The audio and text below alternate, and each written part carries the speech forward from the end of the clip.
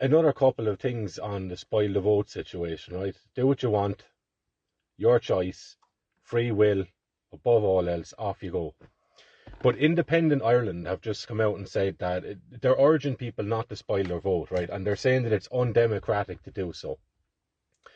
And they said that they'll make a decision on whether they're going to back Catherine Connolly or whether they're going to back Heather Humphreys. And they're leaning towards Connolly, right? Off you go. The main point out of this is that this is very revealing of political parties as a whole, right? Because above all else, their allegiance is to the system as it stands, because that's what feeds them, right? So don't be too upset or surprised at this, because their allegiance is to the government. Because I would urge anyone and everyone to go and look at the Dáil records, go and look at these lads, these politicians' Twitter feeds, whatever you want.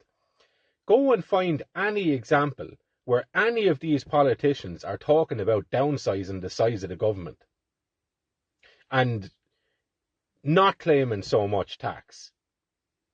Because they'll quibble about whether it's 20% or 25% or where this money is going to be taken from and where it's going to go. But they never really address the idea of, or question the idea of stealing people's wealth from the get-go. They never argue that. They never argue for downsizing the size of the government and shrinking the amount of control that the state and the government has over the Irish people. They never argue that. It's the equivalent of, and make no mistake about it, it's just the same dynamic at play, except for the intentions are a little bit different, right? As a parent, do you prefer to have your children grow up and be independent and capable on their own, right? Or do you want to make them dependent on you and have them spend the rest of their life hand over a portion of their earnings to you? One is considered good parenting.